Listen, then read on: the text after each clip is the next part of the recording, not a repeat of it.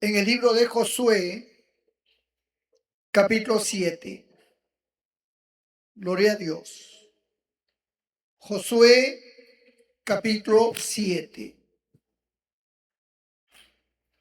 Vamos a leer los versos 24 al 25. Y leemos con la bendición del Padre, del Hijo y del Espíritu Santo. Entonces Josué y todo Israel con él tomaron a Acán, hijo de Zera, el dinero, el manto, el lingote de oro, sus hijos, sus hijas, sus bueyes, sus asnos, sus ovejas, su tienda y todo cuanto tenía, y lo llevaron todo al valle de Acor. Y le dijo Josué: ¿por qué nos has turbado? Túrbete Jehová en este día. Y todos los israelitas los apedrearon y lo quemaron después de apedrearlo. Señor, bendiga su palabra. Pueden sentarse. Y al leer esto, pues algunos no le dan ganas de dar gloria a Dios. Bendito sea el Señor. Hay pasajes bíblicos que son como un trago amargo, hermano. Cosas que no nos agrada mucho que se hable de cosas así tan fuertes como la que acabamos de leer. Un juicio terrible, no solamente sobre el hombre que pecó, que fue Acán, sino sobre toda su familia y todas las cosas que él poseía. Prácticamente lo borraron del mapa. A él, a su descendencia, todo quedó anulado. Los apedrearon y luego los quemaron. Bendito sea el Señor. ¿Y qué fue lo que pasó? ¿Por qué este juicio tan terrible de parte de Dios, no? Nosotros siempre hablamos que Dios es amor. La Biblia dice que Dios es amor, que Dios es un juez justo, misericordioso. Pero ante este hecho, vaya, parece que no hubiera nada de amor acá, porque el juicio es bastante severo, bastante fuerte. Jericó era una ciudad que Dios había maldecido, una ciudad anatema, una ciudad que Dios conocía profundamente los pormenores de su vida, de su pecado. Y Dios, en ese trajinar de Israel, ocupando los territorios que Dios le estaba dando, Dios le hace una advertencia a Israel y le dice: cuando ustedes lleguen a Jericó y tomen Jericó, quiero que destruyan esa ciudad. Quiero que maten todo allí, pero eso sí, no toquen nada de lo que hay en esa ciudad, porque todo lo que hay allí está maldecido. Es anatema. No toquen nada del anatema. Anatema significa maldecido.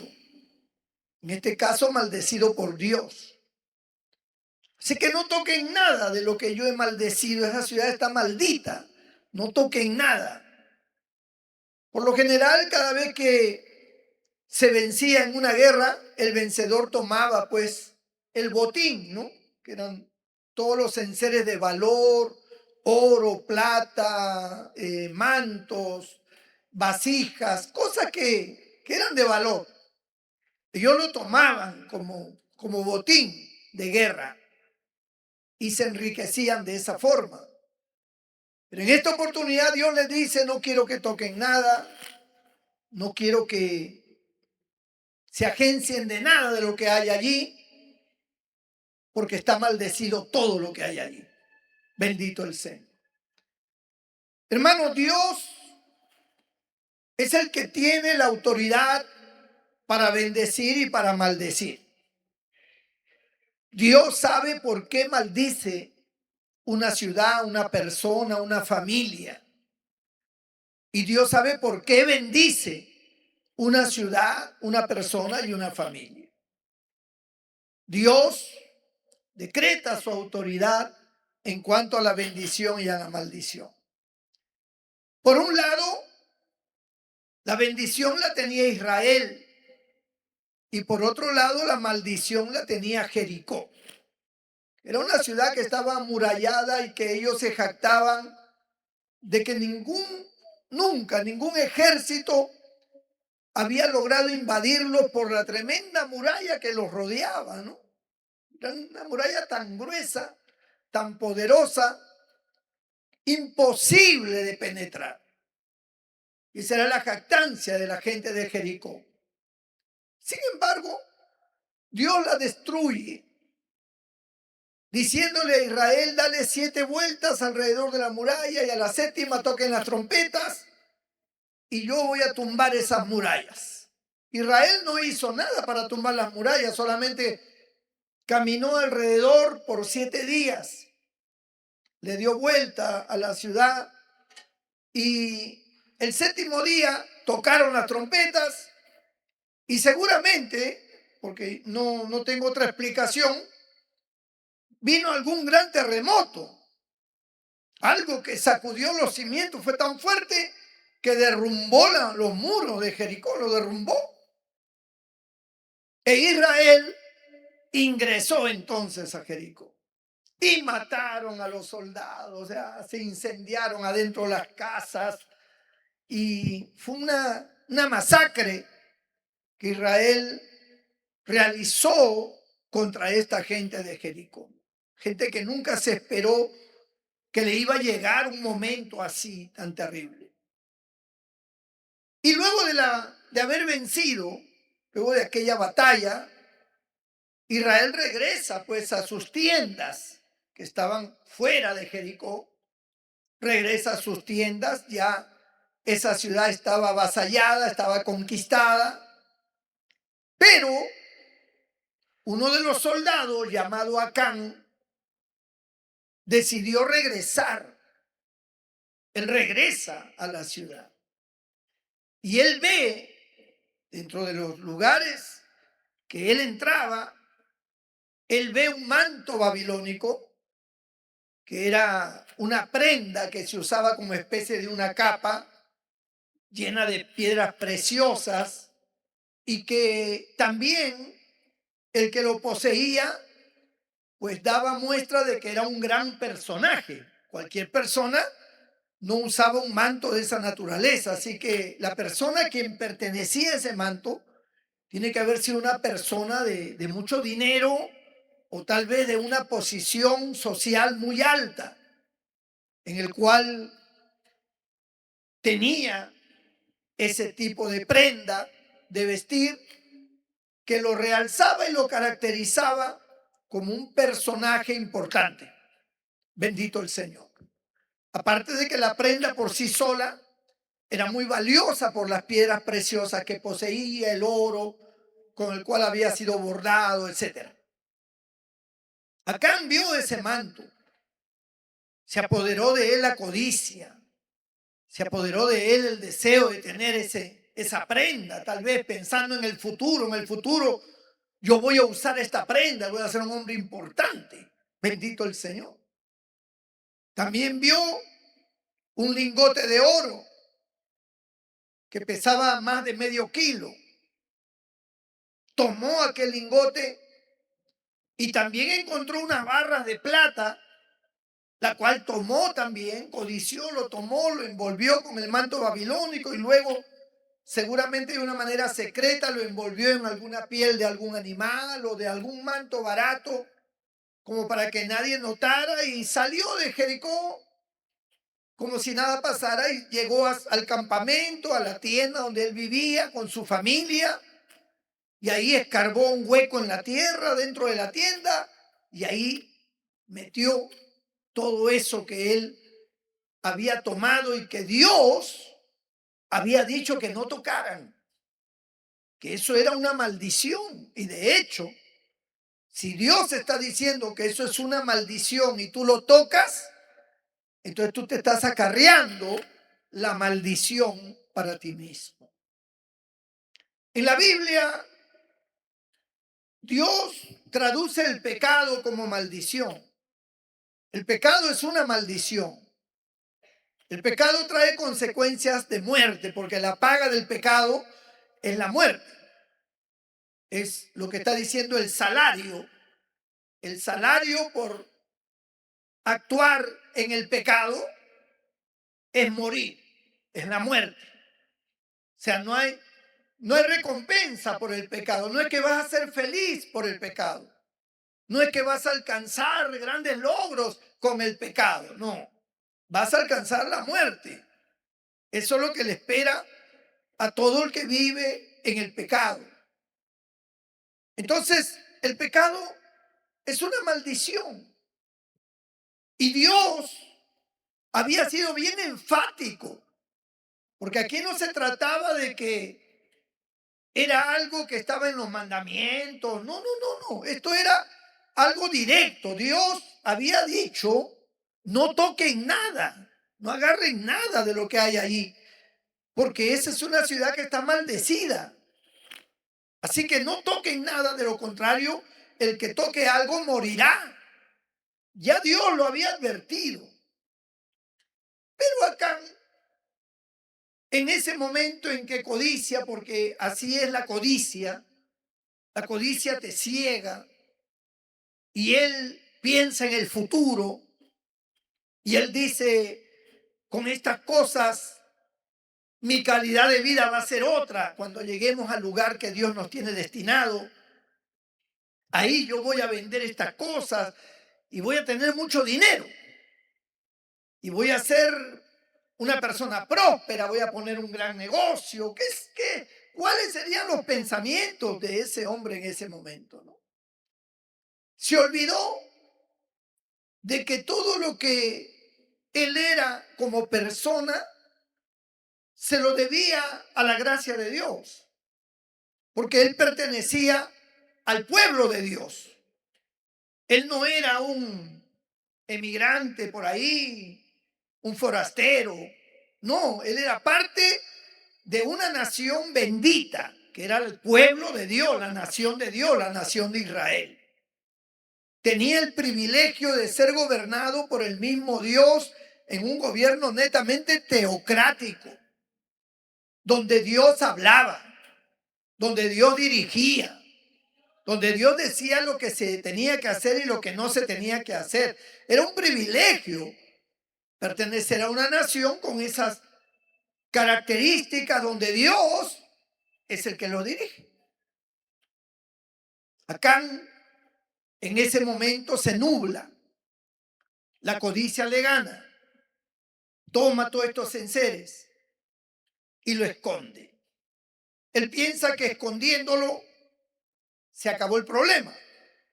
Nadie se va a dar cuenta, nadie va a saber, ya está escondido. Bendito el Señor. Y es algo que lo podemos ver en este pasaje, en el verso 20, estamos en el capítulo 7 de Josué, verso 20, cuando Josué lo enfrenta, Acán respondió a Josué diciendo, verdaderamente yo he pecado contra Jehová, el Dios de Israel, y así he hecho. Pues vi entre los despojos un manto babilónico muy bueno y 200 siclos de plata y un lingote de oro de peso de 50 siclos. Miren, ahí empieza, es la característica del pecado. Lo primero que sucedió es que él vio con los ojos de la codicia, él vio con los ojos del pecado. Así empieza el pecado, primero viendo, gloria a Dios. Luego dice, lo cual codicié y tomé, ¿no? Y aquí está la otra parte, lo cual codicié y tomé. Gloria al Señor. Y ese es el tema de la codicia. La codicia no tiene reparo. Cuando una persona se le apodera la codicia de algo, esa persona no puede discernir que si lo que está haciendo es bueno o malo. En ese momento se embota sus pensamientos, su razonamiento, y lo nubla la codicia. Entonces, primero vio, luego codició y al final escondió. Bendito el Señor. Los tres pasos que tiene el pecado: mirar, codiciar y esconder. Eso es lo que hizo Acán. Parecía una cosa simple, parecía que era una cosa no tan trascendental como para que haya un juicio de esta naturaleza. Y al parecer, aquí Acán está confesando todo. Acán no está diciendo yo no he sido, yo en ningún momento he tomado nada. Él no se justifica. Él da muestras de ser una persona que parece que está arrepentida de lo que ha hecho. Porque él de forma detallada, como él mismo lo expresa, ¿no? Así y así he hecho. O sea, detalladamente comenzó a contar cómo había sucedido todo. Y ahí está, pueden ir a mi tienda, ahí lo van a descubrir, ahí van a encontrar las cosas y ya. Bueno, ¿por qué entonces él tiene un juicio tan severo? ¿Por qué es que él es reunido en un lugar con su familia, con su ganado, con sus burros, con sus cosas y también con las cosas que él había tomado? Y entonces la gente los apedreó a todos y todos murieron apedreados. Y luego que murieron apedreados, les prendieron fuego y los quemaron. Todo lo que poseía, los animales, todos murieron quemados. Fueron quemados. ¿Y por qué Dios, vuelvo a repetir, fue tan severo con Acán? ¿A qué se debía? ¿Qué cosa quiso Dios demostrar con esto? Primeramente, amado hermano, la persona cuando está en el pecado no ve el pecado tan malo, no ve el pecado como algo dañino. Simplemente sabe que es pecado, pero no lo considera tan malo. Por eso dice la Biblia que llegará el momento en que la gente a lo malo le dirá bueno y a lo bueno le dirá malo, porque ese es el razonamiento que tiene una persona que está en el pecado, que está en la maldición. No puede entender la magnitud del pecado. Lo ve como algo que, si bien es cierto, es malo, pero no tanto, pues, como para hacer todo un laberinto, ¿no? Hay gente que incluso apoya, ¿no? Hay gente que dice, pero también el muchacho es joven, pues también tanto lío, porque fornicó, pues tanto problema, ¿no? Entonces los seres humanos tienen ese concepto porque el ser humano vive rodeado del pecado. Y llega un momento en que se ha acostumbrado ya a vivir y ver tanto pecado que el pecado no lo es, no le es tan gravoso ya, no lo es tan malo. Es como cuando usted huele mal y usted lo siente, ¿no? Usted pisó excremento y el olor del excremento usted lo siente, pisé excremento, pero al rato ya lo deja de sentir, como que se acostumbró al olor, ¿no? Si su casa huele mal y todo el que entra siente el mal olor, los que viven ahí no sienten nada. Allá en Chimbote, hace años atrás, con las empresas pesqueras, estaban las fábricas de harina de pescado. Y las fábricas de harina de pescado botaban un humo y un olor muy fuerte, de tal manera que todo el que llegaba a Chimbote sentía el mal olor, porque era un olor fuerte, feo. se sentía fuerte. Sin embargo, los pobladores de Chimbote estaban tan acostumbrados que yo no sentía nada. Yo viví en Chimbote varios años y al principio yo sentía y después ya no sentía nada. Ya yo me era prácticamente normal. El aire que yo respiraba, yo no sentía nada. Oye, pero hay mal olor, no sé, yo no siento nada. Porque ya me había adaptado al mal olor. Me había adaptado. Es como la gente que no se baña. La gente que no se baña se adapta así a su mal olor. Y él no huele nada. Ella no huele nada. O sea, se sienten como que están bien. Pero el que viene cerca sí lo siente. Y dice, ¿cómo es posible que esta persona no sienta nada? Es que ya se adaptó, se acostumbró. Así es el ser humano. En el campo espiritual, la persona que vive y que convive con el pecado no siente el mal olor del pecado. Lo minimiza, lo rebaja. Si el pecado está en algún familiar, con más fuerza todavía lo minimiza para tratar de justificar al familiar que está en pecado, ¿no? Y tratar de hacer ver que si bien es cierto, es malo, pero no como una cosa gravosa, sino simplemente como un error, pues, ¿no?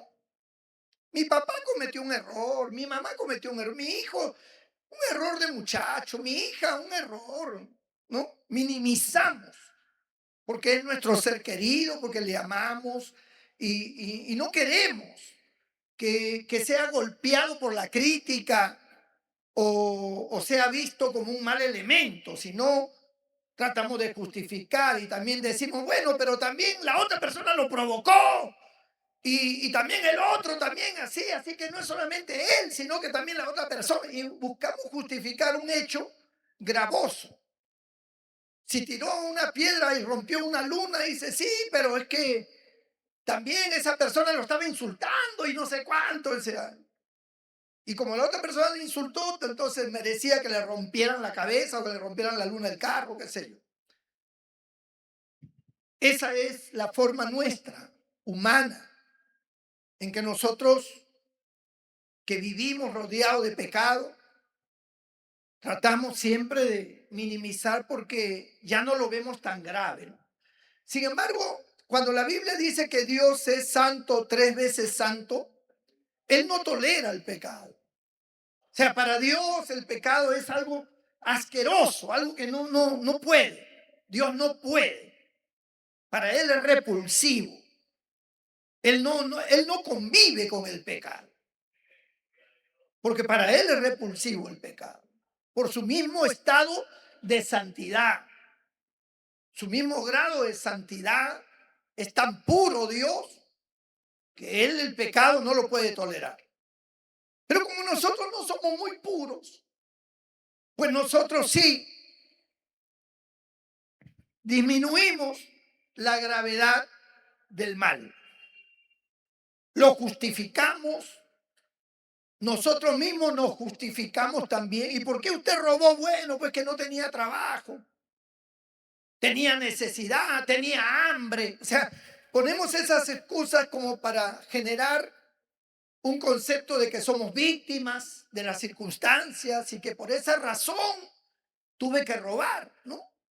Tuve que robar. Gloria a Dios. Pero en realidad el pecado no tiene justificación. Nadie puede justificar el pecado, nadie. Lo único que podemos hacer ante el pecado, si somos descubiertos en el pecado, lo único que podemos hacer es humillarnos, arrepentirnos, pedir perdón. Esa es la actitud de una persona que es enfrentada en su pecado. Bendito el Señor. Humillarse, no queda otra. Porque está a la vista, pues. Entonces, la persona, en vez de hacer eso, más bien se pone brava la persona, ¿no? Se pone, no, que no es así, que esto, que lo otro, que aquí, que allá. Además, tú también eres así. Y comenzamos a culparnos, a ver las cosas malas de otros. Pero en realidad, dice la Biblia que cada uno de nosotros daremos cuenta a Dios de nosotros mismos. No hay justificación. Bendito sea el nombre del Señor. Pero Acán está arrepentido. No. Acán ha sido descubierto. Dios ha tenido misericordia con Acán. Primero, porque Dios fue enfático y claro al decir que no toquen nada. Y Acán lo tomó. Tomó lo que no debía. Dios pudo haberlo fulminado en ese mismo momento en que él tomó las cosas. Dios pudo haberle dado muerte, indignado a causa del pecado de Acán. Pero Dios no lo hizo. Y eso muestra la misericordia de Dios. Porque Dios está esperando ahora una reacción de parte de Acán. Tal vez Acán no entiende todavía lo que está haciendo. Él no comprende la magnitud de su hecho. Él piensa que todo está bien, que él se salió con la suya, que esto al final no afecta a nadie porque él no le está robando a su pueblo, le está tomando un botín de gente que Dios ha querido que muera.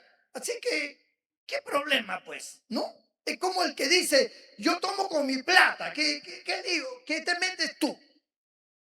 ¿Acaso yo tomo con tu plata? Yo tomo con mi plata. Entonces, al decir eso, está diciendo, yo no te estoy afectando a ti. Yo no te estoy haciendo daño a ti.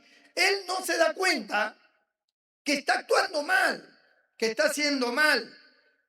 Pero él quiere justificar el hecho porque lo que está haciendo no trasciende a otras personas. Y como no trasciende a otras personas, pues entonces no hay nada grave ahí. Soy yo el que lo estoy haciendo. Yo soy el que voy a responder. Yo soy el que voy a dar cuenta. ¿Qué te metes tú? A ti no te estoy afectando en nada. Es una forma de minimizar y justificar lo malo. Y como Acán no entendía, entonces Dios deja pasar los días. Y luego aparece que hay un pueblo cercano, una ciudad, que eran de menor habitantes que los de Jericó, llamado Jai. Y entonces los líderes comienzan a hablar con Josué y le dicen, Josué, esa ciudad es una ciudad pequeña. No hace falta que mandes todo el ejército de Israel. Manda unos 30, 40 mil hombres. Suficiente, más que suficiente. Rapidito van a aplastarlos a todos ellos. Ya hemos visto de que no están tan armados, ya hemos visto que son vulnerables, ya habían sacado sus estrategias. Y Josué es convencido, no consulta a Dios y obedece a lo que le dicen los demás. Y bueno, vayan entonces unos 40 mil, 60 mil, vayan. Y vengan con la noticia de victoria. Porque Dios está con nosotros, decía Josué. Y se va ese grupo a pelear contra los de Jai. Y los de Jai lo sacan huyendo a todo ese grupo. Y mueren 36 soldados de Israel. Murieron 36 que representaban 36 familias. Y esa muerte de estos hombres y encima salieron huyendo despavoridos, era una derrota terrible. Porque las derrotas eran contadas, hermanos, en el transcurso del tiempo a otras ciudades. Las ciudades se enteraban. Jericó ha sido destruida por los israelitas. Eso causaba temor. Eso causaba espanto en otras naciones cercanas. Porque la noticia corría. Siempre se ha dicho que las malas noticias llegan rápido. Cuando usted está preocupado por una persona que no sabe nada de esa persona, es porque está bien. Porque si algo le hubiera pasado, ya le hubiera llegado la mala noticia. Ya le hubieran dicho, oye, tu hijo está preso, oye, tuvo un accidente. Esas noticias corren como pólvora, no importa dónde esté, llega la noticia. Y las naciones, cuando se enteraban de que Israel vencía a sus enemigos y que el Dios de Israel le daba esa victoria, pues temblaban de miedo, temblaban de miedo. Pero ahora que se enteraban de que un pueblo pequeño había vencido a los israelitas, porque aquí la noticia no detallaba que Israel había sido vencido por un grupo nada más de personas que habían ido. No, ahí se decía, Israel fue vencido. Y eso le daba auge a los enemigos. Los enemigos decían, pues ese pueblo, si Jai, que es un pueblo pequeño, lo ha vencido, pues nosotros lo vamos a destrozar. Y mire cómo ha sido de terrible la derrota de los israelitas con Jai, que hasta el día de hoy, amado hermano, lo estamos contando. Hasta el día de hoy hablamos de esa derrota. ¿Cuántos años han pasado? Cientos de años. Y hasta ahora se sigue recordando esa derrota. Fue terrible. Josué se rasgó la vestidura. Él no entendió qué cosa había pasado. ¿Qué pasó acá? Hemos sido humillados. Hemos sido derrotados por una ciudad que no representa peligro, que no es un rival para nosotros, mucho menos para Dios. Hemos tenido batallas con grandes ciudades como Jericó, y que nos destruye esta ciudad pequeña es una humillación. Y él comienza a clamar y a decirle a Dios, Señor, ¿qué pasó acá? Está como el caso de Habacuc. Pero en este caso él le reclama a Dios, ¿no? Nos ha sacado de Egipto, ¿para qué? Ahora vamos a ser vituperados. Ahora la gente va a pensar de que nosotros somos débiles. Y Dios le dice, levántate, Josué. ¿Por qué estás así? Le dice. ¿Por qué me estás culpando a mí? ¿Acaso yo tengo la culpa de lo que está pasando? Porque Josué prácticamente le estaba echando la culpa a Dios. Siempre que tenemos problemas, siempre que hay una derrota, siempre que hay un fracaso, siempre que algo nos sale mal, le reclamamos a Dios como si Dios fuera el culpable. Yo no soy el culpable de lo que ha pasado. Israel ha pecado, le dice. Israel ha pecado. Y con esto, Dios está haciendo un panorama bien claro y contundente, porque el que pecó no fue Israel, fue Acán. Pero para Dios, un israelita es igual que todos. Si uno peca, a todos afecta. En el Nuevo Testamento, Pablo lo habla de otra manera. Pablo dice, cuando un miembro de nuestro cuerpo es afectado, todo el cuerpo se afecta. Cuando un miembro se duele, todo el cuerpo se duele. O sea, aquí no es que fue acá en algo separado. No es algo separado, es parte de nosotros. En una familia, cuando algo le pasa a un miembro de la familia, sea un hermano, una hermana, un papá, una mamá, un sobrino, un hijo, toda la familia se afecta. ¿Por qué? Porque hay un vínculo directo, de forma espiritual, emocional y físico. Es parte de nosotros, es nuestro hijo, es nuestra mamá. O sea, lo que le ocurra a ellos, eso definitivamente para la familia va a ser doloroso, va a ser triste. Igual cuando un miembro se alegra, todo el cuerpo se alegra. Dios no está mirando de manera separada. Él tiene un pueblo. Usted y yo somos parte de ese pueblo. Lo que hacemos nosotros afecta al pueblo. Alabado sea el nombre del Señor. No te afecta solo a ti, afectas a todos. Entonces, Dios dice, Israel ha pecado. Josué entiende ahora la causa o la razón de la derrota. Esa derrota con Jai es un aviso de Dios. Alguien ha actuado mal. Y mientras que esa maldición esté dentro del pueblo, no podrán vencer a sus enemigos. Sus enemigos los vencerán a ustedes. No podrán en ninguna forma salir victoriosos. Y eso hizo temblar a Israel. Entonces Dios dice, yo dije que no tocaran nada de lo que había en Jericó.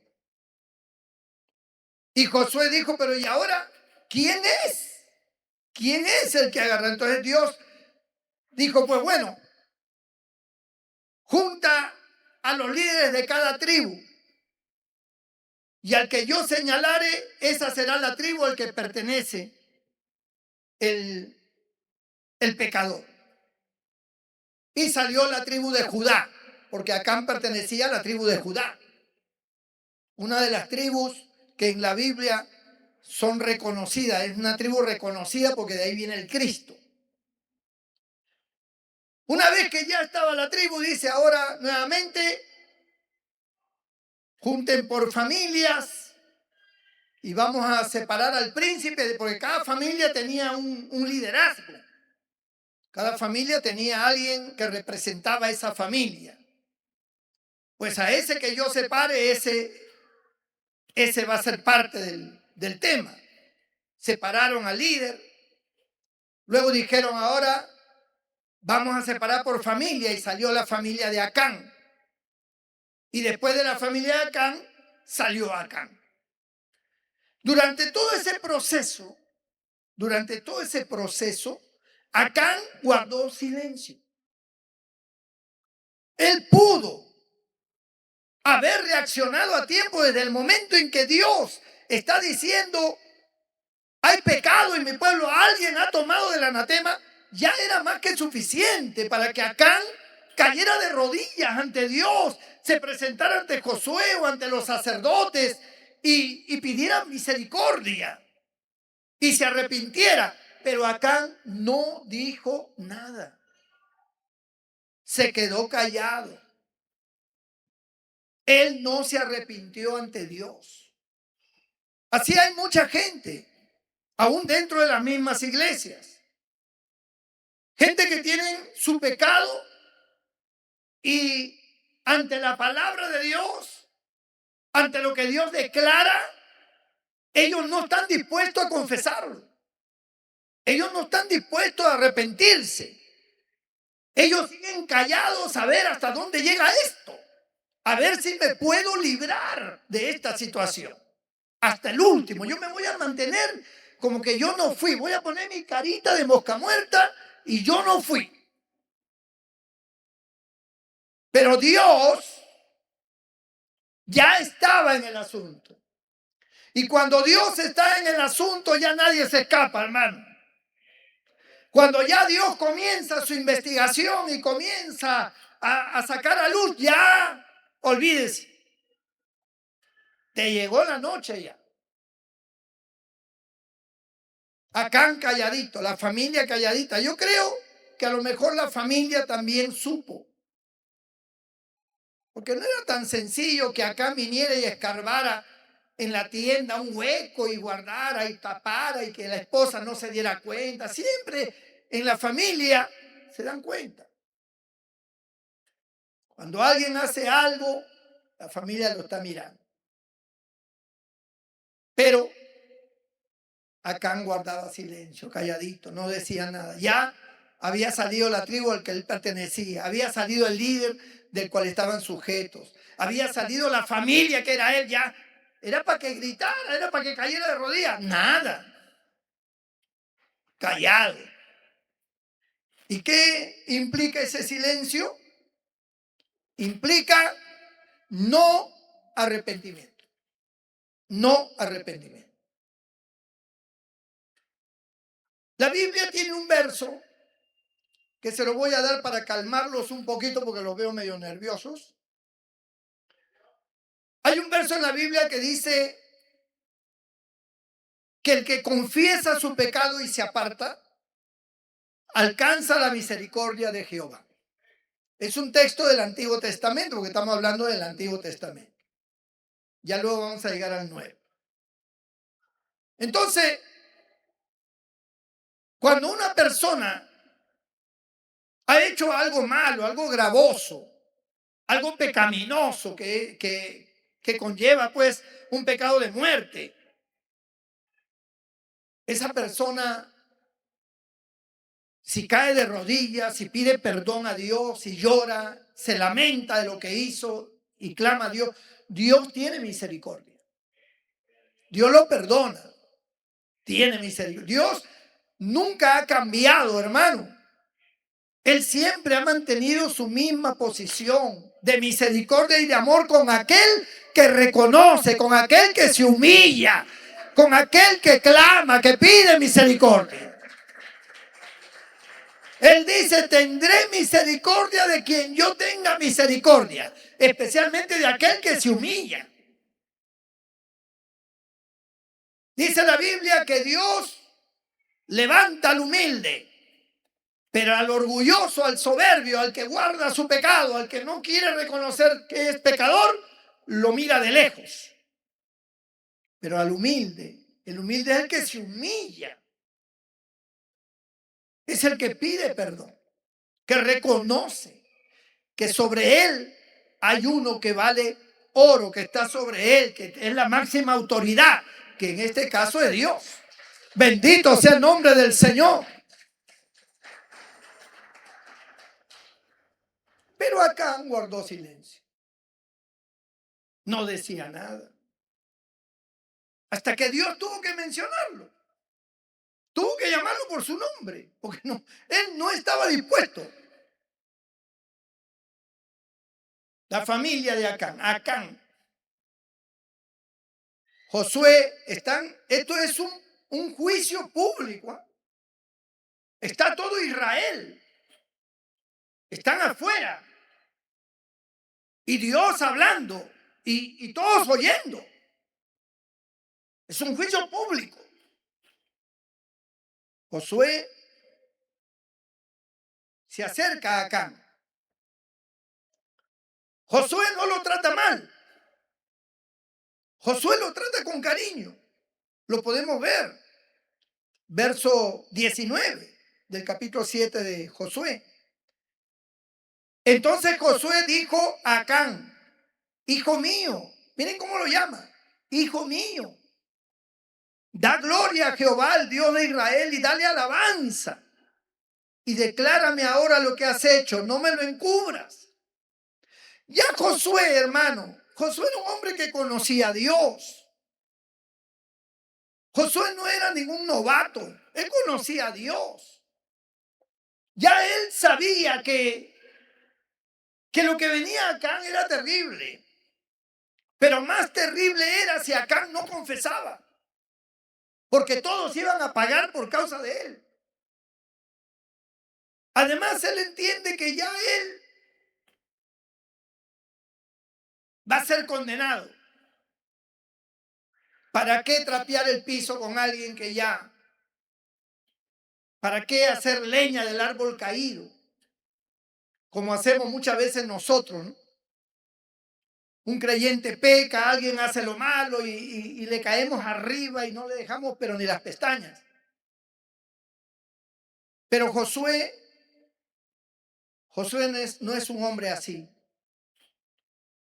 Josué está dolido. Josué lo quiere a Acán.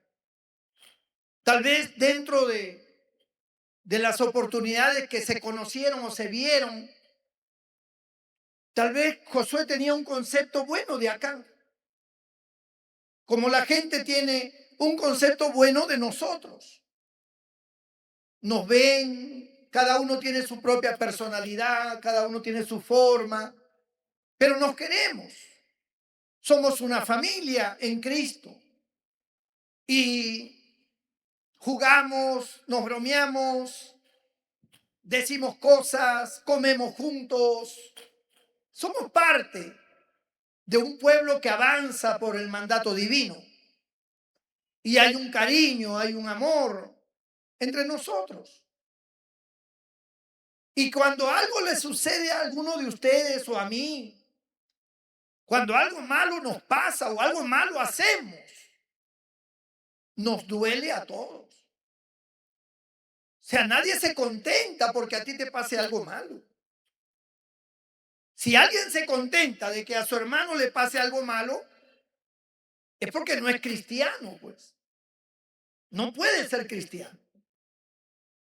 El cristiano ama. Josué le dice, hijo mío, Acán, dale gloria a Dios, dale alabanza a Dios. Dime qué has hecho, no me lo encubras. ¿Qué pasó?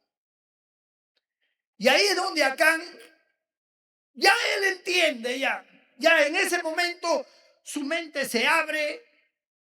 Tal vez mira a la familia y dice, ya no podemos hacer nada. Ya las cosas están claras, ya. Ya saben que fui yo. Ya negarlo no podemos ya. Y él empieza ahora con lo que debió haber hecho antes. Si él hubiera hecho eso antes de que Dios tuviera que tomar esos pasos de buscar a la tribu, de buscar al otro, hasta llegar acá, si él hubiera hecho eso, tal vez no hubiera muerto.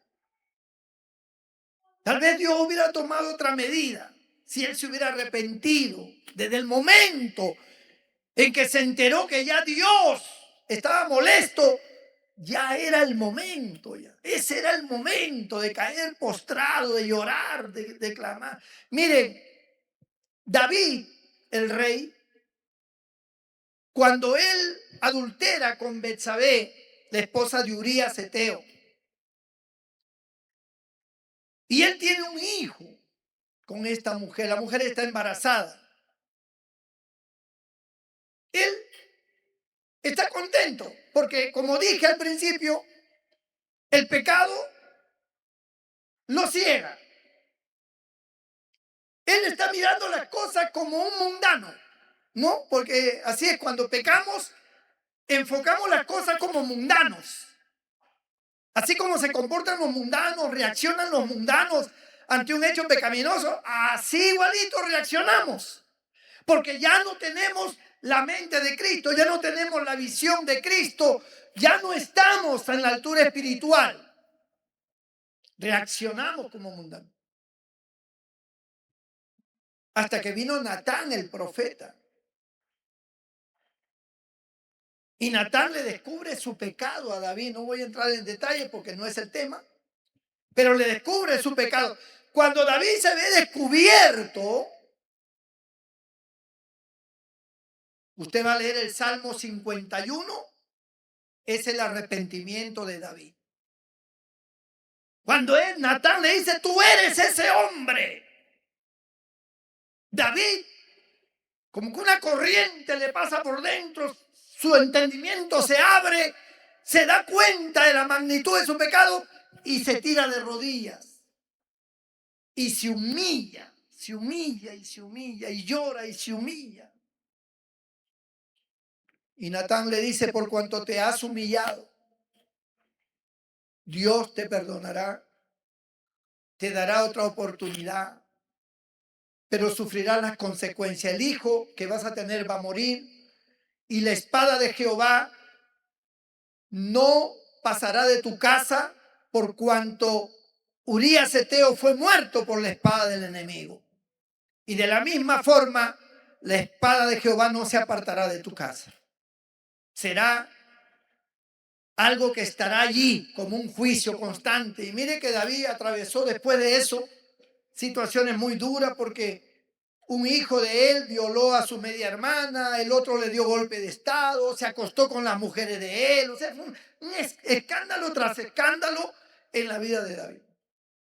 A pesar de que se había humillado, eran las consecuencias. Lo que quiero decir es que las reacciones son diferentes.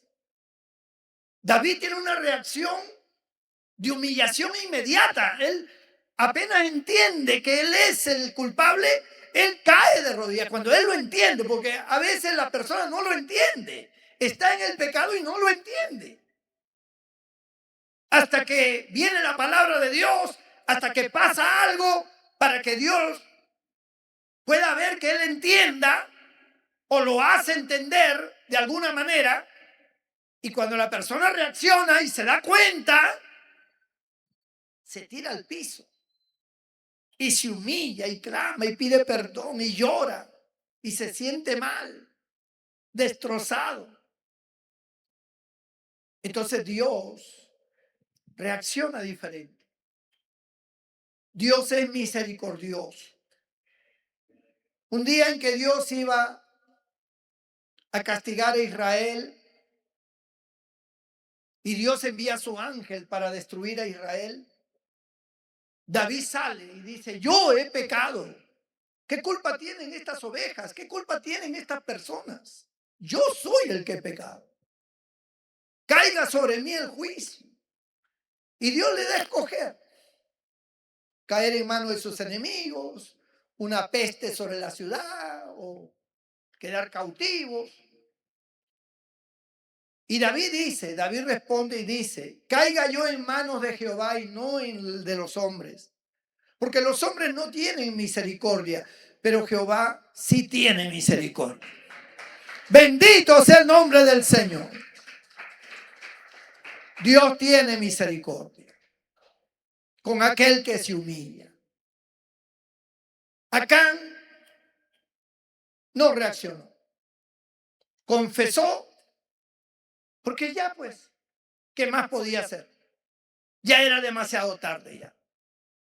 En él no había ya un ánimo de arrepentimiento, ya él buscaba la muerte, ya que me mate el Señor. Es como el sumo sacerdote Elí, cuando tomaron el arca del pacto los enemigos y vinieron a darle aviso al sumo sacerdote.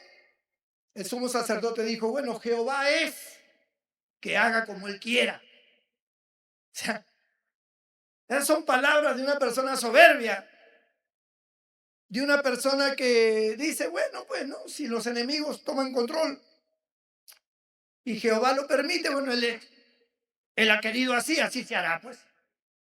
O sea, no es el hombre, él es el sumo sacerdote, era para caer al piso, era para clamar por misericordia. Es lo que hace un hombre de Dios, tirarse al piso y clamar por misericordia. Pero no lo hizo. Y eso, lamentablemente, trae consecuencias gravísimas. Ahora viene el castigo. Y uno dice: ¿por qué tan severo Dios? ¿Por qué tan cruel? Matarlo a él, a su familia, a su ganado, todo lo que tenía, y luego quemarlo. Porque Dios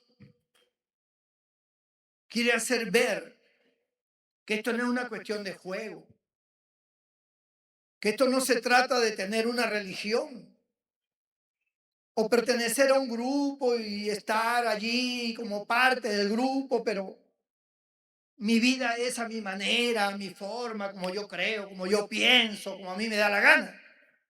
Y Dios dice: no funciona así, porque yo no estoy pintado en la pared, yo no soy un muñeco, yo soy Dios. Yo soy el que gobierno, yo soy el dador de la vida, yo doy la vida, yo la quito. Bendito sea el nombre del Señor. Entonces, nosotros tenemos que aprender de esta historia. Nosotros tenemos que darnos cuenta que nosotros somos vulnerables, que aquí nadie es fuerte, que cualquiera de nosotros podemos fallar, podemos equivocarnos. La diferencia entre Acán y nosotros es que Acán no tenía a Cristo, porque Cristo es nuestro abogado. Él intercede por nosotros.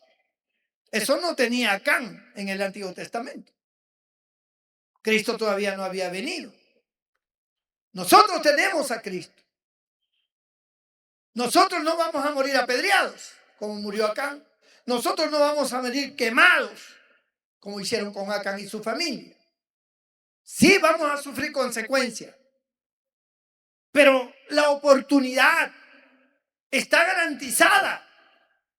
La oportunidad de que el Señor nos lava con su sangre, una vez más, está garantizada por el Señor. Bendito el nombre de Jesús. Pero está garantizada con aquel que tiene un sincero arrepentimiento. Y el que no, sufrirá las consecuencias. Y después la muerte. Primero la muerte espiritual y luego la muerte física. Y luego nos preguntamos, ¿por qué nos pasa tal cosa? ¿Por qué nos sucede tal cosa? En vez de preguntarnos por qué, debemos hacer un mea culpa, una reflexión, un análisis ante Dios. Allí solo en su cuarto, sola en su cuarto, tirado de rodillas, siendo honesto y diciendo realmente yo estoy haciendo mal. Yo estoy metido en esto otro, estoy haciendo así, estoy pecando de esta manera, de otra. Estoy mal ante los ojos de Dios. Yo no puedo seguir así. Y humillarse.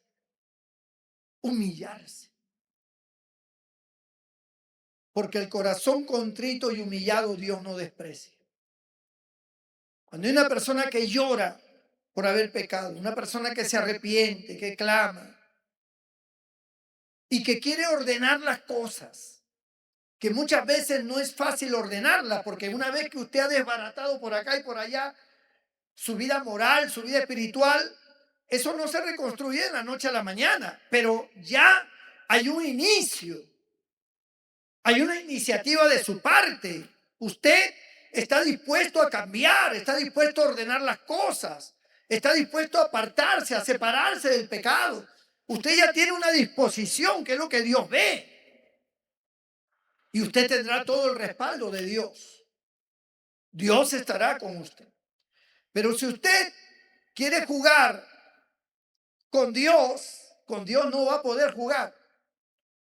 Porque Dios no puede ser burlado, dice la palabra de Dios. Usted jamás va a poder burlar a Dios. Él no puede ser burlado. Él está que te observa, Él está que te ve, está oyendo tus pensamientos, está viendo lo que haces. Él no puede ser burlado. Lo que el hombre siembra va a cosechar. Vas a cosechar. A veces yo me he preguntado, hermanos, viendo familias cristianas, ¿eh? Gente que viene a la iglesia, que a veces en los matrimonios les va mal. Les toca un hombre que las maltrata, que no las quiere, que no las considera, no las valora. O una mujer que no vale la pena. Y yo me pregunto, ¿no? Porque las familias sufren, no se merecen eso. Ninguno de nosotros que tengamos hijos o hijas merecemos sufrir viendo a nuestros hijos sufrir, siendo maltratados, en problemas judiciales, en pleitos, en odios. Eso no es saludable para nadie. Pero por muchos años la palabra de Dios se ha predicado, hablando de la palabra de Dios, Dios manifestando su voluntad, pero nosotros haciendo oídos sordos. no pasa nada, todo está bien. No, nada está bien. Y luego vienen las consecuencias. Le tocó un hombre malo que parecía bueno. Le tocó una mujer mala que parecía buena. Y lo que hay es una tragedia después. Una separación a corto tiempo de haberse casado. Maltratos, pleitos, problemas terribles. Infidelidades. Cosas dolorosas. Y luego esa persona fracasa y vuelve a fracasar otra vez. Y vuelve a fracasar otra vez. Como que una maldición le sigue. Hay una maldición que le sigue. Hombre que conoce, hombre con quien se mete, hombre con quien fracasa. Mujer que conoce, mujer con quien se mete, mujer con quien fracasa. Hijo de uno, hijo del otro. No hay paz. No hay bendición. ¿Qué está pasando? No es hora de culpar a nadie. Que por culpa de mi padre, que por culpa de mi madre, porque yo no tuve papá, porque mi papá me pegaba, porque esto, que por lo otro, y echamos la culpa a la familia, que por mi hermana, que por mi hermano. Otros le echan la culpa a la iglesia, que los hermanos de la iglesia, que el pastor, que no sé cuánto, que aquí, que allá. Nadie es culpable de tu desgracia. Se supone que tú tienes a un Dios de poder. No importa lo que los demás hagan o dejen de hacer, tu Dios siempre será fiel. Estará contigo y te va a bendecir. No importa quién te haga daño, no importa quién se levante contra ti, el Señor está contigo. Bendito sea el nombre del Señor.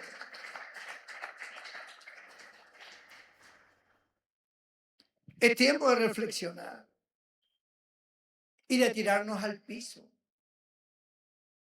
y decir, Señor, realmente yo estoy mal.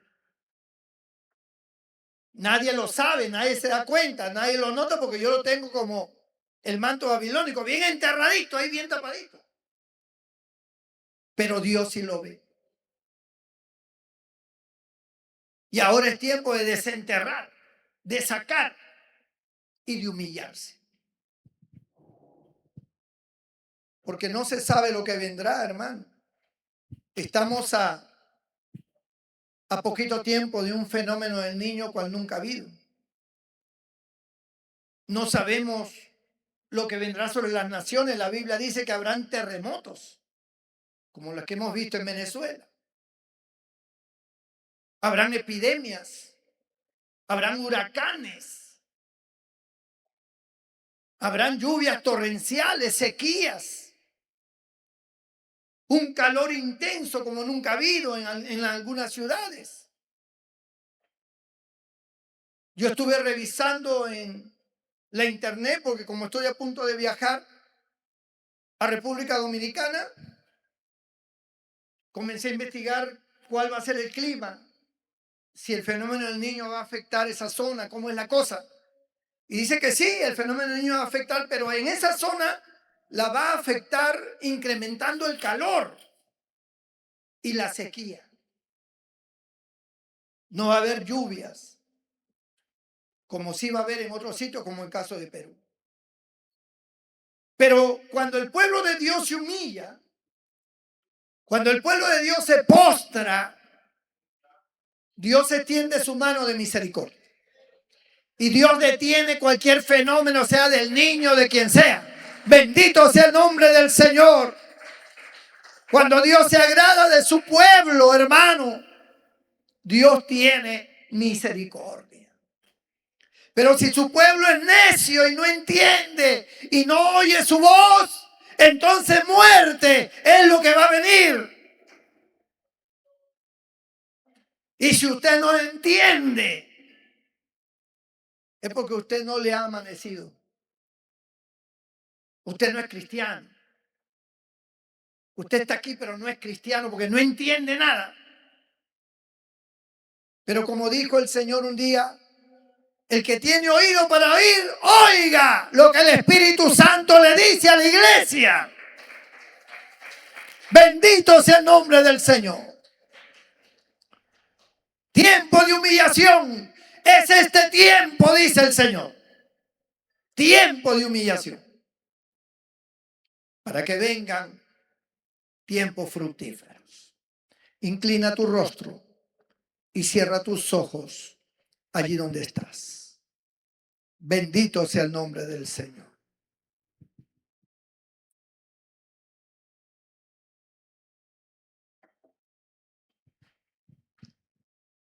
Yo quiero orar por ti. Y aquí no hay cuestión de que dirán. Si las cosas estás haciéndolas mal, humíllate. No estés esperando que luego Dios mencione tu nombre para el castigo. Ahora es cuando te tienes que humillar. Ahora es cuando tienes que pedir perdón. Y si hay alguien que quiere acercarse al Señor, yo quiero orar por ti. Levanta tu mano ahí donde estás, yo haré una oración por ti. Si hay alguien esta noche. Dios te bendiga. Dios te bendiga. Dios te bendiga. Dios te bendiga. Dios te bendiga. Dios te bendiga. Yo sé que no es fácil. Pero no soy yo, hermano. Es Dios a través de su palabra. Y Dios espera una reacción tuya. Todo el que levantó su mano, póngase de pie ahí donde está. En su sitio. Voy a orar por ti. Cierra tus ojos. Inclina tu rostro. Habla con Dios. Porque Él te oye. Dile, yo he pecado, Señor. Yo he fallado.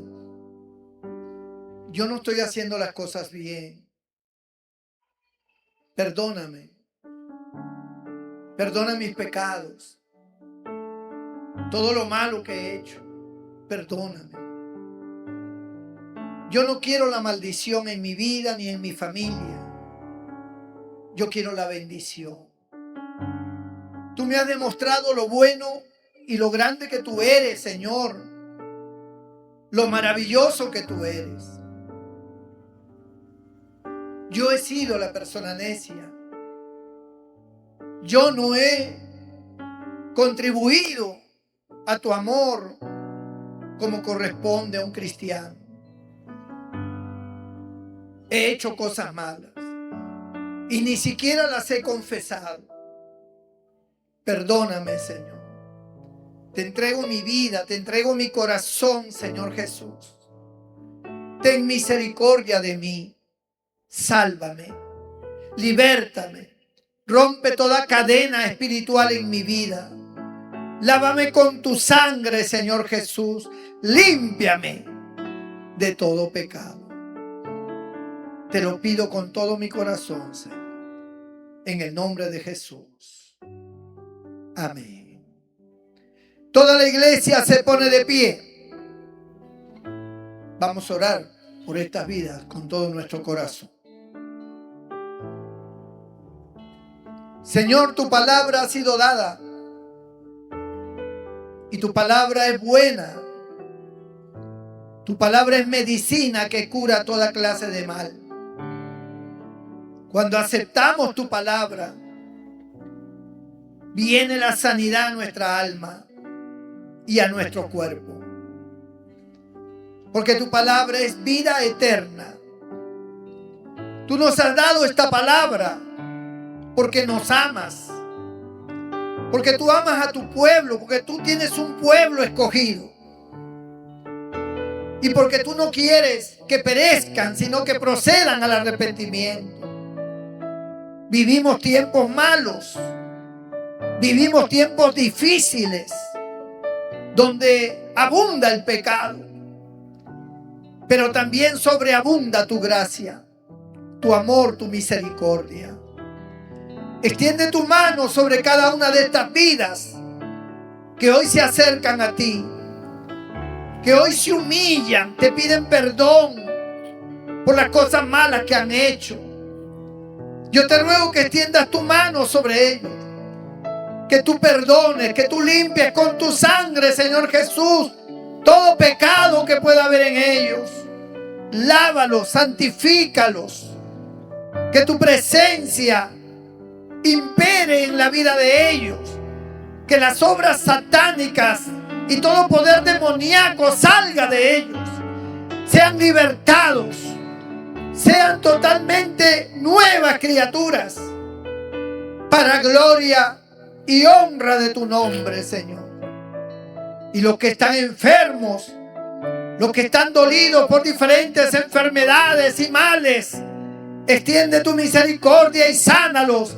Aquellos que se han arrepentido de corazón, si están enfermos, sánalos.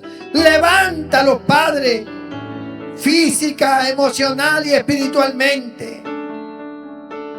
Bendícelos, Padre, en el nombre de Jesús. Amén y amén. Levanta tus manos y dale gloria al que gloria se merece. Dale gloria a nuestro Dios. Dale gloria a nuestro Dios. Dile gloria a tu nombre, Señor. Gloria a tu nombre, oh Padre, Hijo y Espíritu Santo. Doy gloria a tu nombre, porque tú eres grande y maravilloso. Gracias, Señor. Gracias, Cristo. Nuestro hermanito